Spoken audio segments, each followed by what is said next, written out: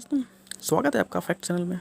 एक आंकड़े के मुताबिक दुनिया में 100 प्रमुख देशों में से 49 में वेश्यावृत्ति को कानूनी मान्यता मिली हुई, जबकि 12 देशों में इन्हें कुछ शर्तों से के साथ मान्यता हासिल है।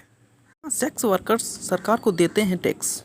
डार्टम का रेड लाइट एरिया। फ्रांस की संसद ने कानून पास करके सेक्स के लिए पैसे देने को गैर कानूनी घोषित कर दिया था।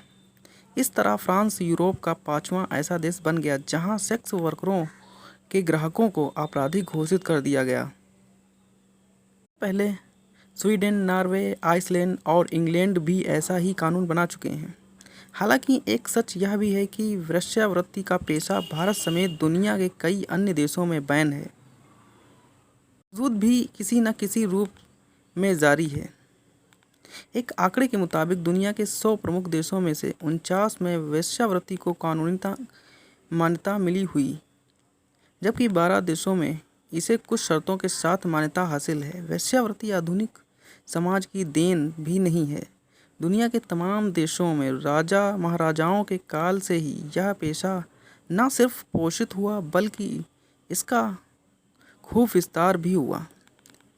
लेकिन असल समस्या यह रही कि इस पेशे को अपनाने वालों को समाज ने हमेशा हाशिए पर रखा, जबकि कई देशों ने इसे कानूनी हक देकर मुख्य धारा से जोड़ने का काम किया। न्यूजीलैंड। यहाँ साल 2003 में वेश्यावृत्ति को कानूनी मान्यता दी गई। इसके लिए बाकायदा सार्वजनिक स्वास्थ्य और रोजगार कानून के तहत वेश्याओं को लाइसेंस जारी किया जाता है, यानी सेक्स वर्कर्स को दूसरे कर्मचारियों की तरह ही रोजगार से संबंधित सामाजिक लाभ हासिल है। नीदरलैंड्स। देह व्यापार में एम्स्टर्डम का रेड लाइट एरिया दुनिया का सबसे मशहूर हिस्सा है। अन्य देशों से उलट यहाँ लोग छिप छिपाकर रेड लाइट एरिया में नहीं जाते।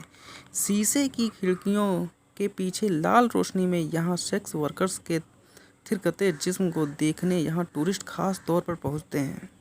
जर्मनी दुनिया के उन देशों में शुमार है जहाँ वेश्यावृत्ति को सबसे पहले कानूनी अधिकार दिया गया।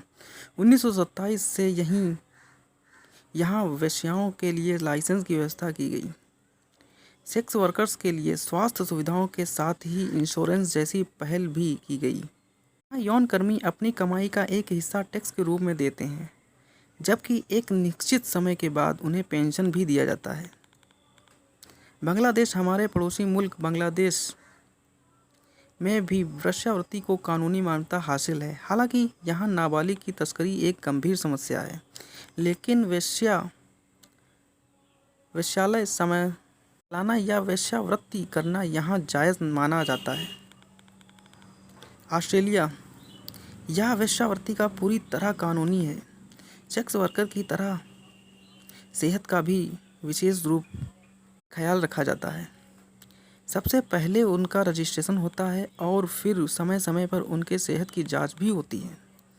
इस पेशे के लिए उम्र की सीमा कम से कम 19 साल है, जबकि देश के दूसरे कर्मचारियों की तरह सेक्स वर्कर को भी अपनी कमाई का एक हिस्सा सरकार को टैक्स के रूप में देना होता है।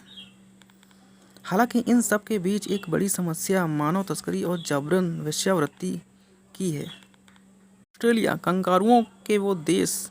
वेश्यावृत्ति को लेकर कानून राज्य दर राज्य अलग अलग हैं। कुछ इलाकों में इसे कानूनी मान्यता हासिल है, जबकि कुछ राज्यों में इसे गैर कानूनी माना जाता है। यहाँ भी वेश्यालयों के लिए लाइसेंस की व्यवस्था है। बेल्जियम।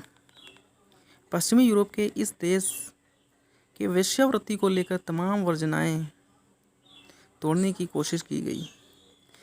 यहाँ वेश्यावृत्ति के लिए लाइसेंस मिलता है। इस पेशे को कला के तौर पर लिया जाता है, और तो और सुरक्षा के लिहाज से यहाँ वेश्यावृत्ति में फिंगरप्रिंट तकनीकी और ई कार्ड्स जैसी व्यवस्था भी है।